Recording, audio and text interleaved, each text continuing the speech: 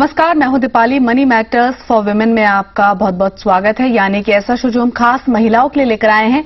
आप हाउसवाइफ हैं या आप वर्किंग वुमेन हैं, सभी हमारे शो में पार्टिसिपेट कर सकती हैं। निवेश की शुरुआत करना चाहती हैं या फिर अपने मौजूदा निवेश पर हमारे एक्सपर्ट्स की एडवाइस लेना चाहती हैं, तो भी आप हमारे शो में शामिल हो सकती हैं। और आज आपकी सभी क्वेरीज को आंसर करने के लिए हमारे साथ मौजूद हैं सर्टिफाइड फाइनेंशियल प्लानर और पीपीएफएस के vice president Jayant Pai. Jayant ji, welcome to the show. और सवाल जवाब के सिलसिले को शुरू करने से पहले आपको इस शो में पार्टिसिपेट करने का तरीका बता देते हैं। अगर आपके पास निवेश से जुड़ा कोई भी सवाल है, कोई भी क्वेरी है, तो आप हमें एसएमएस कर सकती हैं। शी लिखकर अपना सवाल लिखिए और सेंड कर दीजिए 57575 पर। ये एसएमएस करने का तरीका है। इसके अलावा आप हमें ईमेल भी कर सकती हैं। ईमेल कर सकती है she@zenetwork.com पर। ईमेल करते वक्त अपनी कॉन्टैक्ट डिटेल्स, अपनी लोकेशन आप हमें जरूर लिखकर भेजें। और सवाल जवाब के सिलसिले को अब शुरू करते हैं। पहली कॉलर जयंत जी हमारे साथ झुमा सेन कोलकाता से हमारे साथ जुड़ गई हैं। स्वागत है झुमा आपका मनी मैटर्स में। क्या है आपका सवाल, पूछिए।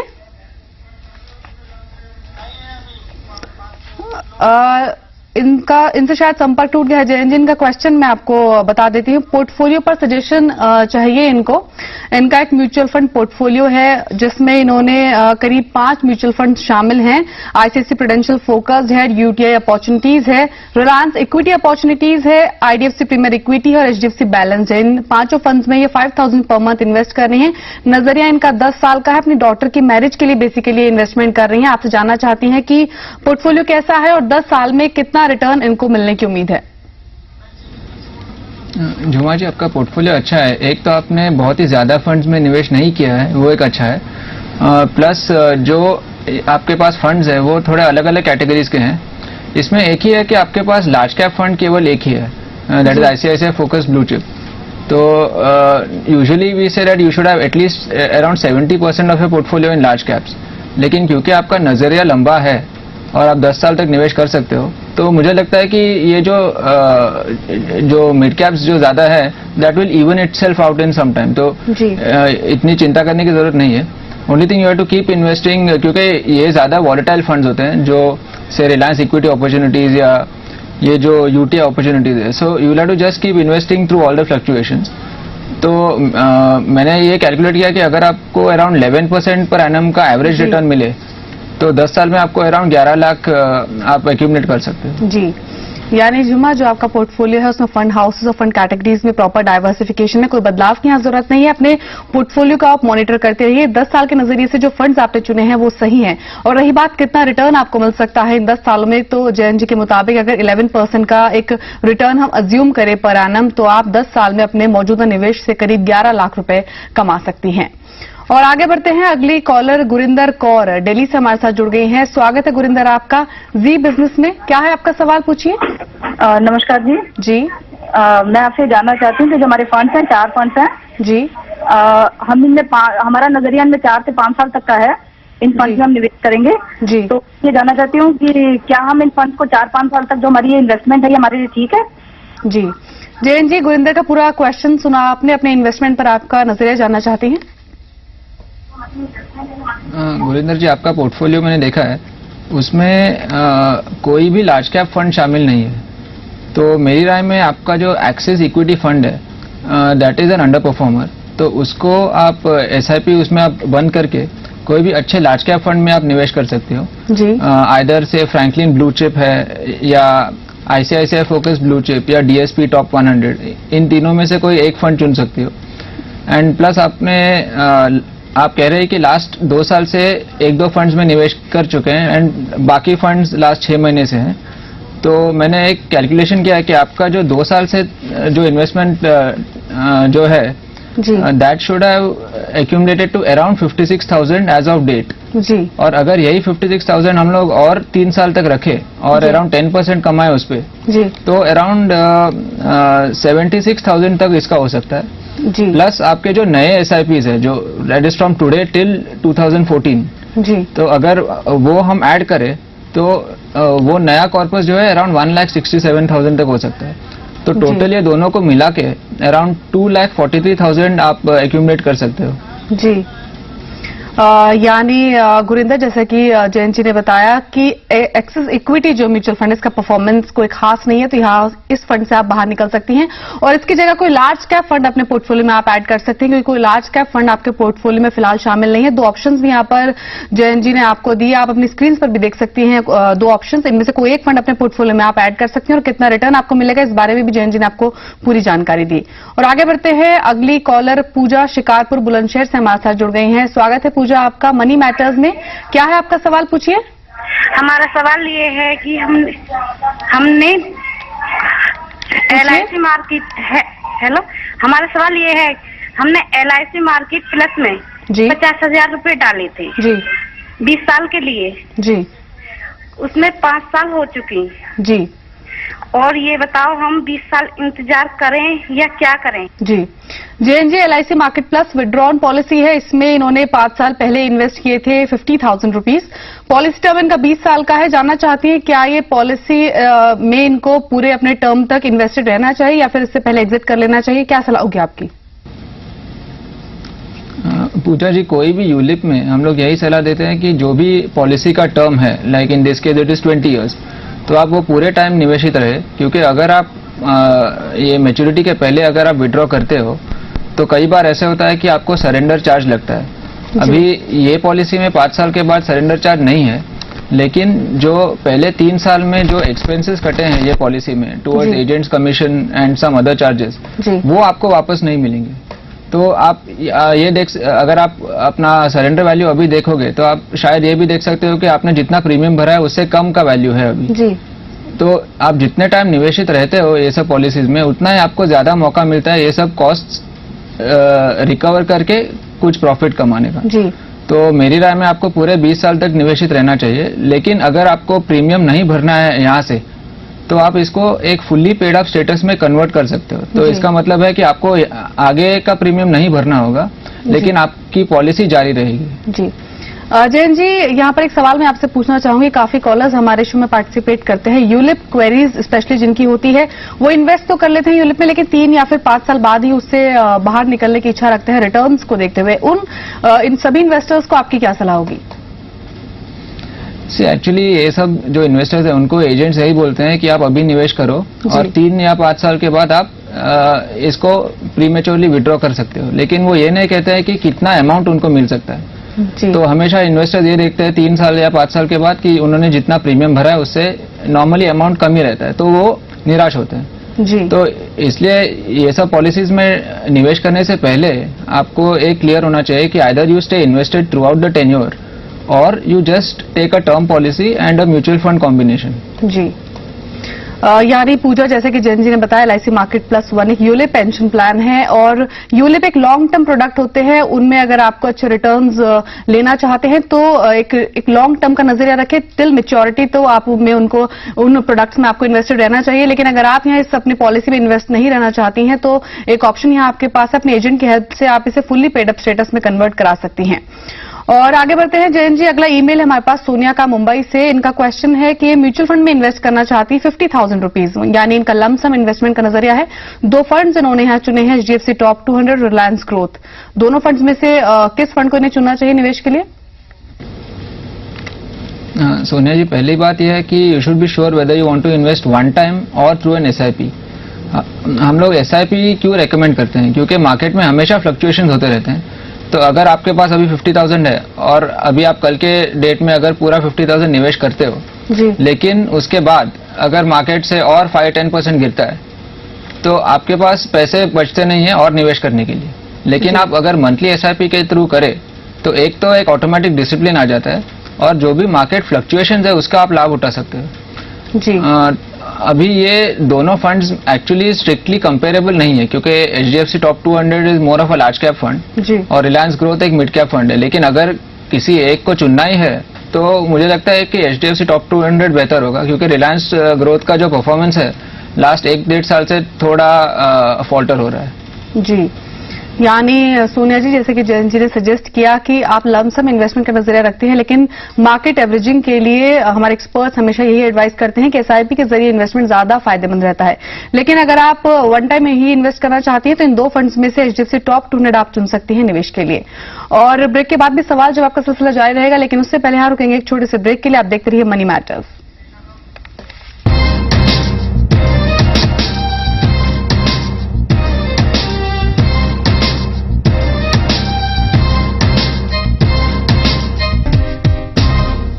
ब्रेक के बाद आपका स्वागत है। अपना ये शो हम खास महिलाओं के लिए लेकर आए हैं, जहां वो हमारे एक्सपर्ट्स के एडवाइस लेती हैं। तो अगर आप भी हमारे शो में पार्टिसिपेट करना चाहती हैं, हमारे एक्सपर्ट्स की राय लेना चाहती हैं, तो आप हमें एसएमएस कर सकती हैं। शी लिखकर अपना सवाल लिखिए और सेंड कर दीजिए 57575 पर। ये एसएमएस करने का तरीका है। इसके अलावा आप हमें ईमेल भी कर सकती हैं she@zenetworks.com पर। ईमेल करते वक्त अपनी कॉन्टैक्ट डिटेल्स आप हमें जरूर लिखकर भेजिए। और अगली कॉलर पूजा कोलकाता से हमारे साथ जुड़ गई हैं। स्वागत है पूजा आपका मनी मैटर्स में। क्या है आपका सवाल, पूछिए। एक्चुअली मेरे पास 1 लाख आइडल फंड है जी, तो मुझे म्यूचुअल फंड्स में इन्वेस्ट करना है जिसमें बेटर रिटर्न्स हो। तो क्या आप मेरे को हेल्प कर सकती हैं? क्या नजरिया कितना है आपका पूजा? 1 लाख का। मतलब कितने समय के लिए आप इन्वेस्ट कर सकती हैं? 1 ईयर के लिए। जैन जी, काफी शॉर्ट टर्म होराइजन है इनका। 1 साल का नजरिया है। 1 लाख रुपए ये इन्वेस्ट करना चाहती है, म्यूचुअल फंड स्पेसिफिकली चुनना चाहती हैं। क्या सलाह होगी आपकी? पूजा, क्योंकि आपका नजरिया 1 साल का ही है तो I would not suggest any equity fund, क्योंकि इक्विटी फंड में you require more time to make up for any loss that you may suffer in a short term. तो you have the option of debt mutual funds. Debt mutual funds में आप short term debt funds choose कीजिए which you can hold on for 1 year. अभी 2-3 अच्छे funds जो हैं, एक है बीएनपी का मनी प्लस, सेकेंड है कोटक फ्लोटर और थर्ड है Birla sun life medium term fund. अभी आप जो भी फंड इनमें से चुनते हो, you choose the dividend option if you are in the tax bracket of 30%, क्योंकि ये सब फंड्स में केवल 12.5% का टीडीएस कटता है और उसके बाद आपको कोई टैक्स इन पे भरना नहीं पड़ता। तो पहली बात है कि डेट फंड्स चुनिए, short term debt funds, and choose the dividend option within that. जी, यानी पूजा, क्योंकि आपका नजरिया काफी छोटा है, सिर्फ 1 साल का नजरिया है, तो ऐसे में इक्विटी म्यूचुअल फंड्स आपको सजेस्ट नहीं किए हैं जैन जी ने। जैन जी के मुताबिक 1 साल के नजरिए से आप ultra short term debt funds चुन सकती हैं। उसके ऑप्शंस भी आपने अपनी टीवी स्क्रीन पर देखे। कोटक फ्लोटर शॉर्ट टर्म है, बीएनपी मनी प्लस है, Birla sun life medium term है। ये कुछ ultra short term mutual funds है जिनमें आप इन्वेस्ट कर सकते हैं। इसके अलावा फिक्स डिपॉजिट्स है, उनमें भी आप इन्वेस्टमेंट का नजरिया अपना सकती हैं। और अगली कॉलर सुधा जुड़ गई है हमारे साथ पटना से। स्वागत है सुधा आपका जी बिजनेस में। क्या है आपका सवाल, पूछिए। मैम, हमको पूछना है कि म्यूचुअल फंड टैक्स पर मुनाफा कितना लगेगा या नहीं, मुनाफा होगा या नहीं? मुनाफे पर टैक्स लगेगा कि नहीं, ये आप जानना चाहती हैं? जी। जयंत जी, सुधा का क्वेश्चन है कि म्यूचुअल फंड से जो इनको मुनाफा हुआ है, long term capital gain specifically इन्हें हुआ है, उस पर टैक्स इम्प्लीकेशंस क्या होंगे? सुधा जी, जो टैक्स इम्प्लीकेशंस है that will depend either if it's an equity mutual fund और अ डेट म्यूचुअल फंड। अगर इक्विटी फंड है तो इसमें 2 कंडीशंस है for 0 long term capital gains tax.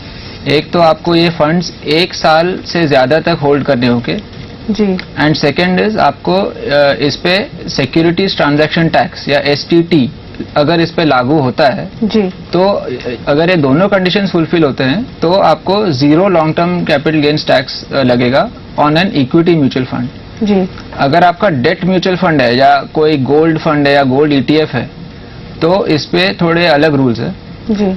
The amount of tax जो आपका कटेगा लॉन्ग टर्म गेन्स पे that will depend on whether you choose something known as a cost inflation index जी। तो पहली बात आपको 1 साल से ज्यादा इनको भी रखना पड़ेगा और उसके ऊपर 10 या 20% का जो टैक्स लगेगा that will depend on whether you choose this thing. इसको CII कहते हैं जी। तो एक उदाहरण देता हूं आपको जी। अगर आपने 10 साल पहले कोई डेट फंड लिया है एट 100 रुपीज और अभी आप 10 साल बाद अगर 200 में बेचते हो तो आपको गेन होता है 100 रुपए का। So if you choose not to opt for the indexation, आपको 10 रुपया टैक्स लगेगा इस पे।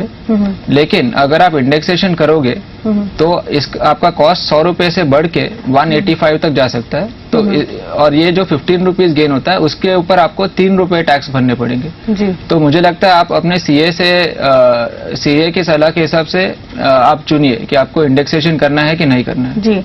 जयंत जी, वहीं जैसे कि आपने बताया कि डेट म्यूचुअल फंड्स में अगर इन्होंने इन्वेस्टमेंट किया है और 1 साल के बाद सेल करने के बाद इनको एलटीसीजी हुआ है, उस पर टैक्स इम्प्लीकेशंस होंगी, लेकिन क्या इस जो मुनाफे की रकम होगी इसको अगर ये किसी रेजिडेंशियल प्रॉपर्टी या फिर आरएसी बॉन्ड्स पे इन्वेस्ट करती हैं तो क्या सेक्शन 80C के तहत इनको डिडक्शन मिल सकता है? नहीं, 80C के तहत इसमें रिडक्शन नहीं है। ओनली जो ELSS फंड्स पे जो निवेश करते हैं, सिर्फ वो जो निवेश की राशि है सिर्फ उस पे ही 80C के तहत उनको 1 लाख के अमाउंट तक छूट मिल सकती है जी। Capital gains is under a different section ji.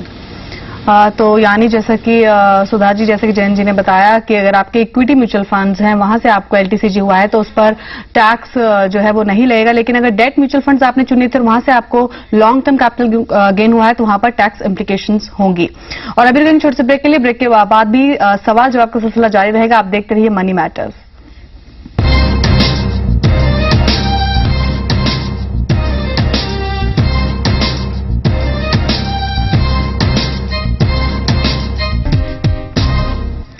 Break के बाद आपका स्वागत है। महिलाओं के लिए तैयार किए गए इस खास शो में अगर आप भी शामिल होना चाहती हैं तो आप हमें एसएमएस कर सकती हैं। शी लिखकर अपना सवाल लिखिए और उसे सेंड कर दीजिए 57575 पर। ये एसएमएस करने का तरीका है। इसके अलावा आप हमें ईमेल भी कर सकती हैं she@znetwork.com पर। ईमेल करते वक्त अपनी कॉन्टैक्ट डिटेल्स आप हमें जरूर लिखकर भेजें। और अगला ईमेल है जयंत जी हमारे पास संजदा का रांची से। पोर्टफोलियो पर ये सजेशन चाहती हैं आपका। 4 म्यूचुअल फंड्स इनके पोर्टफोलियो में शामिल हैं। HDFC top 200, HDFC prudence, Reliance pharma और रिलायंस बैंकिंग, ये 4 म्यूचुअल फंड्स इनके पोर्टफोलियो में शामिल हैं और करीब 5000 पर मंथ ये एक म्यूचुअल फंड में इन्वेस्ट कर रहे हैं। यानी ओवरऑल अगर इन्वेस्टमेंट इनका देखें तो करीब 20,000 रुपए पर मंथ का है। जानना चाहती हैं कि क्या 6 साल में अपने इस पोर्टफोलियो से इनको 30 लाख रुपए का रिटर्न मिल सकता है? संजीदा, अगर आपको 6 साल में 30 लाख कमाना है तो you will have to earn a return of around 23% per annum जी। ये इम्पॉसिबल नहीं है लेकिन मुश्किल है क्योंकि usual rates of return are around 14-15%। और उसके ऊपर आपका जो पोर्टफोलियो है वो मेरी राय में काफी अनबैलेंस्ड है क्योंकि इसमें कोई लार्ज कैप फंड नहीं है और 2 सेक्टर फंड्स है, रिलायंस बैंकिंग और फार्मा। सेक्टर फंड्स जब अच्छे परफॉर्म करते हैं तो they give very good returns, लेकिन like for example Reliance banking has not been doing well for last 1 year, तो उसका रिटर्न इज अराउंड -25%, जबकि इंडेक्स अराउंड 18 to 20% गिरा है। तो सेक्टर फंड्स में ये रिस्क है जी। तो और उसके ऊपर रिलायंस फार्मा जो है उसका लास्ट 3 साल का परफॉर्मेंस बहुत ही अच्छा है, तो it is unlikely that this performance can be repeated for next 5 years जी। तो मेरी राय में ये रिलायंस फार्मा अगर वो काफी टाइम से इन्वेस्ट कर रहे हैं तो उसमें प्रॉफिट बुक करके कोई अच्छे लार्ज कैप फंड में पहले निवेश करना चाहिए, आइदर फ्रैंकलिन ब्लू चिप या ICICI focus blue chip ji. Now after that you have to tone down your return expectation ji. So instead of 23%, if you expect around 14 to 15%, then you may not be disappointed. तो अगर आप around 14% per annum कमाओगे तो around 22.5 lakh तक accumulate कर सकते हो जी। यानी संजिदा जी, जैसा कि जयंत जी ने बताया कि जो आपका पोर्टफोलियो है, हालांकि फंड्स जो हैं उसमें वो सही है, लेकिन रिलायंस फार्मा फंड के बारे में इन पर्टिकुलर अगर बात करें तो एक डिफेंसिव सेक्टर का फंड है, तो यहाँ पर प्रॉफिट बुक आपको करना चाहिए क्योंकि काफी अच्छा परफॉर्म किया है रिलेटिवली इस फंड ने। तो यहाँ पर प्रॉफिट बुक कीजिए और इसकी जगह कोई दूसरा लार्ज कैप फंड अपने पोर्टफोलियो में शामिल कीजिए। उसके ऑप्शंस भी थोड़ी देर पहले भी आपने अपनी टीवी स्क्रीन पर भी देखे। जयंत जी, अगला भी ईमेल है हमारे पास रानी जहां का मधुबनी से। इनका क्वेश्चन होम लोन पर है। इनका सवाल यह है कि जो इनके हस्बैंड की एनुअल इनकम है वो करीब 3 लाख है, यानी 25,000 रुपए महीना वो कमाते हैं, और आपकी राय ये जानना चाहती है कि 7 लाख का घर ये खरीदने का प्लान कर रहे हैं, तो होम लोन लेने का क्या प्रोसेस होगा, क्या कुछ फॉर्मेलिटीज होंगे, इस बारे में आपकी राय जानना चाहती हैं। जब भी कोई बैंक होम लोन देता है वो 2 चीज देखता है। एक तो जो होम लोन बोरो कर रहा है उसकी रीपेमेंट कैपेसिटी और या उसकी क्षमता। Second, they look at the location and the structural soundness of the building.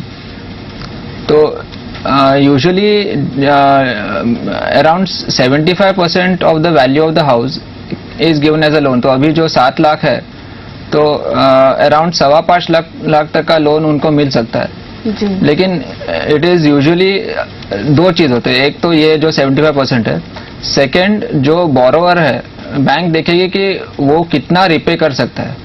So usually जो मंथली इनकम है उसका अराउंड 35% तक का EMI वो भर सकता है, ऐसा अनुमान बैंक लगाता है।